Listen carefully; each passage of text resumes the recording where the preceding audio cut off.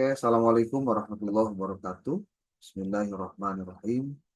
Alhamdulillahirrabbilalamin. Wabihi nasta'inu ala umuri dunya waddin. Wassalatu wassalamu ala asyrafil anbiya wal mursalin. Sayyidina Muhammadin wa ala alihi wa sahbihi ajma'in. Rabbi syrah li sadri wa yassir li amri wa hlul 'uqdatam min lisani yafqahu qawli. Eh, Hari ini adalah pertemuan ke-12 berdasarkan agenda perkuliahan dari kampus. Dan untuk pertemuan 12 ini, materinya karena kita ada dalam pertemuan ada 2 kelompok, sekarang sudah masuk ke pertemuan ke kelompok 11, yaitu tentang teknik analisis data dan menarik kesimpulan. Bagian ini adalah bagian yang penting karena khususnya dalam menganalisis data, ini bukan pekerjaan mudah. Diperlukan usaha, diperlukan cara, dan diperlukan seperangkat pengetahuan untuk kamu bisa melakukan analisis. Prinsipnya menganalisis itu adalah apa yang ditemukan itu kemudian dikonfirmasi dengan teori sehingga nanti hasilnya seperti apa. Nanti akan kita coba jelaskan itu satu persatu dengan contoh, khususnya contoh dalam pendidikan agama Islam. Namun sebelum itu, Bapak coba sampaikan bahwa di buku yang kalian harus baca dan ada catatan untuk setiap waktunya mengerjakan soal latihan, khususnya di bukunya Muri Yusuf, itu dia jelaskan dengan 3 pendekatan. Pendekatan kuantitatif, pendekatan kualitatif, dan juga ada tentang gabungan. Nah, untuk yang kuantitatif, kalian nanti bisa baca khusus di bab ke-10, yaitu tentang teknik analisis data yang ini.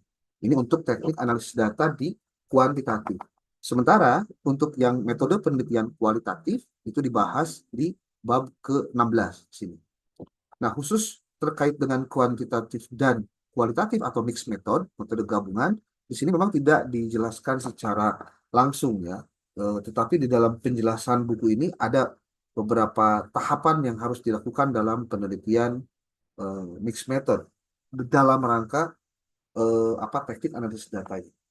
Oke, sebelum masuk ke bagaimana kuantitatif dan kualitatif itu dilakukan, kita coba jelaskan dulu tentang pengertian-pengertian dasar. Dan ini merupakan sesuatu yang secara normatif ya, atau secara ontologis ini harus dipahami, yaitu tentang apa itu pengertian dari teknik analisis data. Teknik analisis data itu adalah proses sistematis. Nah, ini kalau ada kata sistematis, berarti proses ini dilakukan secara terencana. Ada tahapannya. Kemudian dilakukan dengan terstruktur dan teratur. Yang dilakukan oleh peneliti untuk mengolah data mentah. Nah, ini ada istilah mengolah data mentah. Hakikatnya data mentah itu adalah data yang didapatkan dari kita melakukan research dengan teknik pengumpulan data. Teknik pengumpulan data itu kalau di kuantitatif ada angket, kemudian ada juga tes, ya. Ketika didapatkan angka-angkanya, ketika kita coba inputkan temuan itu dalam tabel tabulasi contohnya, untuk di kuantitatif, nanti bakal ketemu angka-angkanya ada. Itu angka awal itu disebutnya data mentah. Ya. Sementara kalau dalam penelitian kualitatif, dengan teknik pengumpulan datanya ada wawancara, studi dokumentasi dengan observasi, maka temuan dari 3 ini kemudian dijadikan sebagai bahan awal dalam melakukan riset. Itu yang kita sebut dengan istilah mengolah data mentah, ya. Data mentah itu. Nah, maksudnya apa teknik analisis data itu? Kita ulangi. Proses analisis yang dilakukan secara sistematis proses sistematis yang dilakukan oleh peneliti untuk mengolah data mentah yang diperoleh dari hasil penelitian menjadi informasi yang bermakna. Nah, apa tujuan dari proses ini? Sini disebutkan nih. Proses ini bertujuan untuk menjawab rumusan masalah penelitian. Ini secara teori harus dipahami ya, bahwa penelitian itu pada prinsipnya adalah menjawab rumusan masalah. Mau kuantitatif, mau kualitatif sama. Nah, kalau dalam kuantitatif, rumusan masalah itu kemudian lebih dispesifikan dengan membuat hipotesis di kuantitatif. Tapi kalau di kualitatif, itu rumusan masalahnya ada dalam pertanyaan penelitian-penelitiannya. Nah, ini. Proses ini bertujuan untuk menjawab rumusan masalah penelitian, menguji hipotesis jika ada. Kenapa kalau disebut jika ada? Ya, jika diadakan, seperti dalam kuantitatif kan harus diadakan. Nah, tujuan juga ini teknik analisis data adalah menghasilkan temuan yang relevan dengan tujuan penelitian. Ingat, apapun yang dilakukan dalam penelitian hakikatnya harus bertujuan. Nah, tujuannya itu dirumuskan dalam rumusan masalah. Sehingga yang dianalisis pun harus berdasarkan rumusan masalah. Harus berdasarkan tujuan. Sebab kalau misal yang ditulis justru bertolak belakang dengan tujuan research atau dengan rumusan masalah, berarti sebetulnya kita sedang tidak melakukan penelitian. Karena apa? Tidak sistematis. Ya, tidak sistematis. Kemudian, analisis data ini merupakan tahap penting dalam penelitian karena disinilah simpulan penelitian diambil. Bagaimana kita bisa menarik kesimpulan jika kita tidak melakukan analisis? Itu. Ibaratnya nih, kita masuk ke sebuah kamar, ya. Di kamar itu pasti banyak barang kan. Nah, bagaimana kamu kemudian mencoba menganalisis kamar itu? Kok kamar aja dianalisis, Pak? Maksudnya gimana? Maksudnya kita berlatih untuk bagaimana cara melakukan analisis. Kalau misal pas masuk ke kamar, ternyata kamarnya tuh banyak barang-barang tersimpan di berbagai sudut kamar, lalu di atasnya juga banyak coretan, di dindingnya juga banyak tempelan-tempelan hasil apa kayak dari koran ataupun dari online digunting, ditempel dan seterusnya. Terus ya kalau ngerokok berarti kan sekarna kemana-mana gitu. Terus nyimpen sepatu juga tidak tertata. Kalau kita coba untuk menyimpulkan awal, nah itu jangan dilakukan kalau dalam research. Jangan-jangan kita langsung menyimpulkan, wah kamar ini pemiliknya jorok, kan gitu simpulan akhirnya. Tapi kalau kamu teliti, coba kamu lihat, sejak kapan kamar ini acak-acakan? Kenapa ini acak-acakan begini? Tempatnya, nyimpennya di mana-mana. Pas ternyata didapatkan, ini ternyata malam tadi mah nggak apa-apa. Kan pas pagi-pagi baca koran begini. Oh, setelah dicoba kumpulkan datanya, kemudian dianalisis berdasarkan wawancara. Kalau wawancara yang punyanya kita wawancara contohnya, kemudian dia dapat jawaban begini. Malam tadi saya waktu ke kamar ini rapih, Pak, karena saya beres-beres dulu. Tapi aneh ketika pagi-pagi sudah acak-acakan. Oh, ternyata bukan dia yang melakukan acak-acakan itu. Oh, jangan-jangan orang lain yang tidak dikenal dan tidak diundang. Kan gitu bisa jadi. Artinya, jangan sekali-kali melakukan judgement, penghakiman dengan kesimpulan yang didasari oleh apa yang dilihat muncul. Tapi coba tanyakan, kenapa? Bagaimana? Dan seterusnya. Nah, itu. Ya. Nah, tujuan teknik analisis data ini adalah, nah ini, satu, mengorganisasi data. Datanya diorganisir. Ya. Artinya di organisasi itu dibuat klasifikasi, dibuat apa lebih mudah. Kalau dibuat kategorisasi juga lebih bagus. Ya. Menyusun data sehingga terstruktur dengan baik untuk mempermudah pengolahan dan interpretasi. Awas ya, ada pengolahan. Pengolahan itu dilakukan setelah mengumpulkan data. Ada interpretasi. Interpretasi itu menafsirkan apa yang sudah dikumpulkan. Contoh, mengelompokkan jawaban responden dalam kuesioner. Oke, mana ya kalau misalkan nih kamu dapat respondennya banyak sampai 100 contohnya atau 200 lah. Kemudian dari berbagai tempat coba klasifikasikan dulu. Mana kelas A, mana kelas B, mana kelas C. Yang minimal nanti bakal ketemu tuh jawaban dari tiap kelasnya. Tidak langsung keseluruhan tapi diklasifikasi. Kemudian yang kedua adalah tujuan dari analisis data menganalisis hubungan atau pola. Nah, inilah kalau kita sebagai seorang peneliti tidak ada sesuatu yang berdiri sendiri hakikatnya. Tidak ada. Bahwa sesuatu itu ada karena ada hubungan, ada pengaruh dari faktor-faktor di luar apa yang terjadi. Nah, bagaimana menemukan pola dan hubungan ini? Ini adalah tanggung jawab si peneliti. Jadi kalau misal kamu belum aja penelitian kamu udah bingung duluan, itu pasti karena mungkin pemikirannya lagi nggak nyaman. Cobalah buat nyaman dulu pemikiran kalian sebelum masuk research, sehingga apa yang kamu akan lakukan itu pada akhirnya mudah untuk kamu bisa pecahkan masalahnya. Salah satunya adalah menemukan pola, menemukan hubungan dan juga tren dalam data. Ini istilahnya tren ya dalam data. Contohnya bagaimana mengidentifikasi hubungan antara motivasi siswa dengan prestasi belajar pendidikan agama Islam. Kenapa sih ada siswa yang nilainya bagus gitu, tapi ada juga yang nilainya rendah? Coba kamu lihat lagi, siapa sih yang punya nilai bagus, siapa yang punya nilai rendah. Coba kamu lihat orangnya. Coba kamu wawancara awal dengan orang-orang yang nilainya baik itu, yang prestasinya bagus. Ini belum lagi kalau kita bikin research lain, contohnya hubungan prestasi belajar dengan akhlak siswa. Ada nggak sih relevansi antara prestasi belajar yang bagus dengan akhlak yang baik?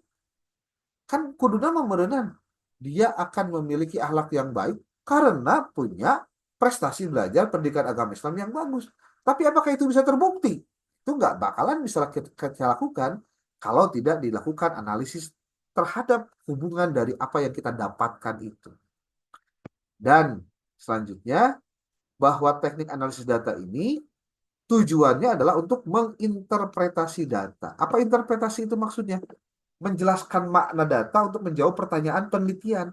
Interpretasi itu tafsiran, ya, menafsirkan. Jika ternyata dari 40 siswa hanya ada 5 siswa yang memiliki prestasi yang tinggi karena motivasi belajar. Oh, berarti sisanya dia bukan karena motivasi belajar loh prestasinya bagus. Kan kita bisa kesimpulannya begitu. Menginterpretasi setelah kamu mengumpulkan, mendata, dan melakukan interpretasi. Yang keempat, tujuan dari yang namanya teknik analisis data adalah menyajikan hasil penelitian. Ini, menyajikan, menampilkan, termasuk melaporkan hasil penelitian. Penjelasannya begini, yaitu, loh, kenapa ini?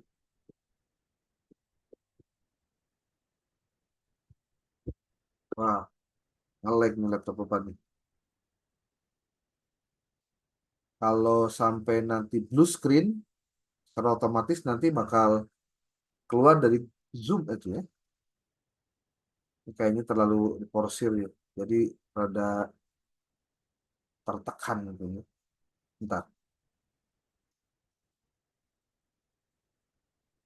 Nanti setelah kita belajar tentang tujuan, nah ini, nah ini, menyajikan hasil penelitian itu satu, bahwa apa yang kamu temukan itu dikomunikasikan, yang nanti harus dapat dan mudah dipahami. Tadi juga sudah ada yang membahas terkait dengan menyajikannya dengan tabel, dengan grafik, atau dengan narasi yang dapat dipahami. Makanya, kalau kamu nanti menuangkan tabel, tabel itu harus dijelaskan. Kalau kamu menampilkan grafik, grafik itu harus dijelaskan. Jangan hanya sebatas nampilkan tabel, nampilkan grafik, kamu tidak melakukan proses bahasan. Itu keliru. Ya. Contohnya seperti apa? Menyajikan persentase siswa yang memahami materi ajar berdasarkan metode tertentu. Nah, ini bisa terjadi nih. Ya, termasuk tadi terkait dengan apa? eh, perilaku-perilaku siswa yang apakah ada hubungannya dengan prestasi belajar gitu. Nah, ini juga menjadi menarik ya untuk dikaji. Lalu yang berikutnya dari penjelasan tentang tujuan dari eh, apa analisis data, teknik analisis data adalah bagaimana langkah-langkahnya. Nah, ini langkah-langkahnya nih. Dari mulai dari mulai mengumpulkan data. Kapan? Pada saat kamu ke lapangan, ada instrumennya, kamu melakukan datanya dikumpulkan dengan berbagai cara. Ada dengan wawancara, ada observasi, ada angket, ataupun juga karena dokumen. Ya. Lalu ketika data itu sudah ada, baru data itu dikumpulkan dan lalu diolah. Ini yang pentingnya diolah nih. Bagaimana diolahnya? Seperti ini, data mentah yang tadi hasil kalian membagikan angket atau kalian hasil wawancara, itu diklasifikasi tuh, diolah tuh. Disusun, disaring, untuk memudahkan, kalau dalam penelitian kualitatif, itu dilakukan proses pengkodean jawaban kuesioner atau transkripsi wawancara. Nanti penjelasan tentang hal ini mudah-mudahan nanti Bapak akan sampaikan ketika di kelas. Bagaimana kamu melakukan pengolahan data penelitian. Yang ketiga adalah pemilihan teknik analisis. Nih, lihat nih. Yang ketiga, bahwa teknik analisis itu dipilih berdasarkan jenis data. Mana yang kuantitatif, mana yang kualitatif. Dan ketika sudah diklasifikasi tersebut, maka apakah pertanyaannya sudah sesuai dengan tujuan? Nah, maka sebelum kalian nanti melakukan aktivitas penulisan proposal skripsi, Bapak sarankan kamu harus juga melakukan studi pendahuluan. Dan dari mulai sekarang harus dipastikan bahwa pilihan terhadap variabel yang kamu ambil dalam materi rencana risetmu itu adalah sesuatu yang berdasarkan kajian seperti yang Bapak pernah sampaikan, ada teknik anotasi menggunakan tabel itu, sehingga kamu tinggal menuliskan saja dan coba lihat dan pahami mana bagian yang perlu mendapatkan pencerahan, mana bagian yang bisa dilakukan pendalaman, gitu ya. Lalu yang keempat adalah setelah dipilih teknik analisisnya, maka lakukan analisis datanya. Nanti kita akan lihat macam-macamnya seperti apa. Ini panjang lagi nih ceritanya. Makanya mungkin pertemuan ini tidak akan membahas keseluruhan ya.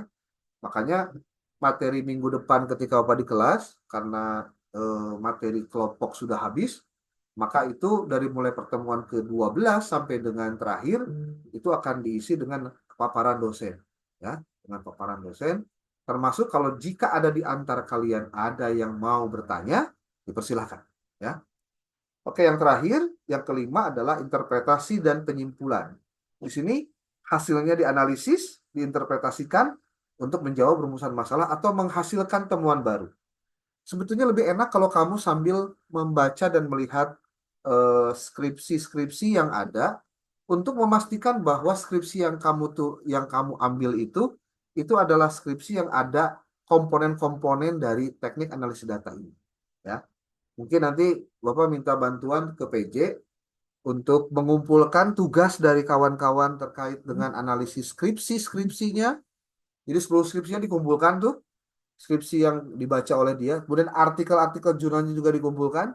Lalu file Word yang isinya adalah hasil teknik anotasi juga dikumpulkan. Bisa ya dibantu ya. Oke, nah jenis data dalam teknik analisis itu dibagi dua. Ada yang kuantitatif, ada juga yang kualitatif. Nah, untuk apa sih pentingnya kita melakukan teknik analisis data? Ya, di sini dijelaskan itu penting karena pertama memberikan jawaban atas pertanyaan penelitian. Dan yang pasti, tanpa analisis data, penelitian tidak dapat memberikan hasil yang valid dan reliable.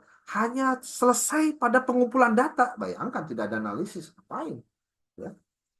Kemudian teknik analisis data juga penting karena apa? Dia dapat meningkatkan validitas penelitian. Kesohihan penelitian, itu validitas maksudnya. Bahwa analisis yang tepat memastikan bahwa data yang diperoleh itu benar-benar merepresentasikan fenomena yang diteliti. Jadi jangan sampai kamu melakukan penelitian, tapi antara temuan dengan kesimpulan itu dua hal yang jauh berbeda. Nah, itu kan kacau itu cara berpikir. Ya. Yang ketiga, bahwa teknik analisis data itu kepentingannya adalah dia dapat membantu penarikan kesimpulan. Bagaimana kita bisa menarik kesimpulan kalau kita tidak melakukan analisis data? Nah, kalau ada pertanyaan, Pak, bagaimana caranya kita menuangkan temuan, kemudian dianalisis? Itu bagaimana caranya? Mungkin nanti di minggu depan kita akan berikan contohnya. Tapi sebelum itu, coba kamu baca skripsi yang kamu kumpulkan, Tea. Kemudian kamu lihat di bagian bab 3 itu ada teknik analisis data. Dan coba lihat di bab 4-nya, apakah ada pembahasan khusus tentang itu.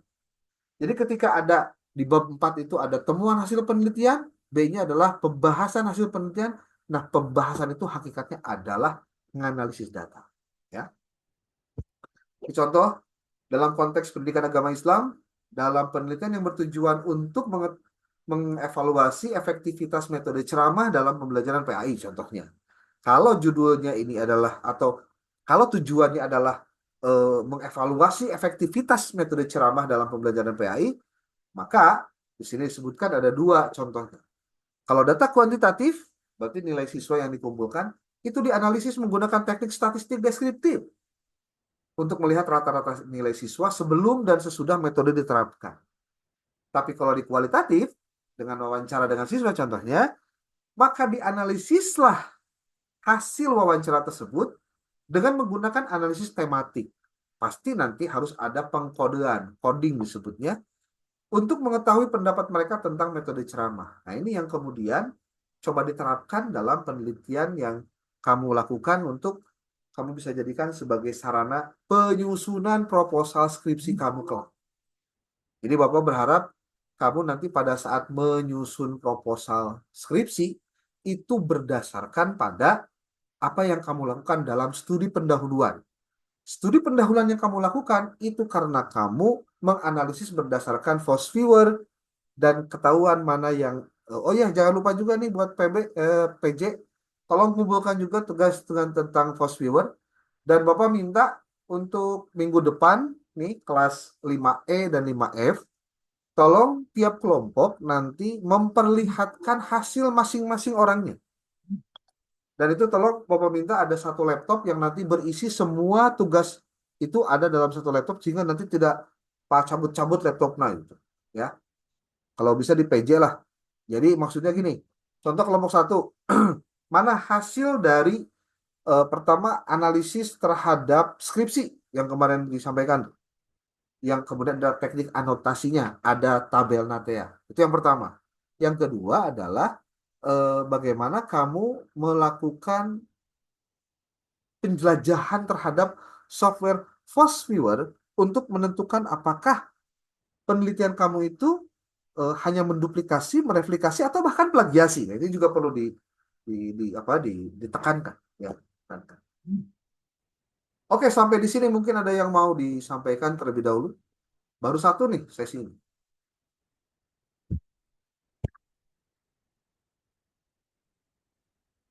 Oke, Bapak juga mohon maaf disclaimer dulu dari awal karena ini posisi Bapak sedang ada di hotel di Aston apa? Di Aston eh, Pasteur. Nanti menunggu jam 10 atau jam 11 menuju soreang karena mau ada ya itu apa rencana untuk debat publik nanti jam 2. Nanti kalau kamu mau nonton nanti link YouTube-nya kalau mau nanti di-share ya. Biar sedikit banyak nambah pengalaman untuk meningkatkan tanggung jawab politik ya. Karena kamu tanggal 27 juga pasti nyoblos kan gitu. Nyoblosnya siapa, nyoblosnya kemana, itu hak kamu nanti ya. Oke, sekarang sudah pukul 8.26, masih ada waktu 30 atau 40 menit lagi menuju jam 9.20, 9.10 menit. Bapak minta tidak ada mahasiswa di kelas E dan di kelas F ini tidak mengerjakan tugas untuk penulisan tugas-tugas apa Mori Yusuf dengan Suharsini Arikunto. Pastikan dikerjakan semua, tidak ada soal yang terlewat. Jangan sampai kalian nulis hanya singkat-singkat saja. Kalau hanya nulis singkat-singkat saja, dipastikan nanti ya nilainya tidak akan sama dengan yang lengkap. Apalagi bukunya Suharsi Marikunto itu detail ya. Dia harus bikin bagan, tabel, analisis, menghitung juga ada di situ. Jadi kalau misalkan tidak adanya itu jadi bikin repot. Dari mulai sekarang dipastikan absensi diperketat untuk diketahui siapa yang hadir dan tidak. Kemudian PJ untuk nilai pretest dan posttest segera dikumpulkan, maksudnya segera dikumpulkan, segera diklasifikasi, ditabulasi sehingga sekarang kan sudah selesai di diskusinya ya. Jadi tinggal bagaimana teman-teman itu terkumpul semua tugas-tugasnya. Oke, sementara itu saja dulu. Ada yang mau disampaikan? Silakan.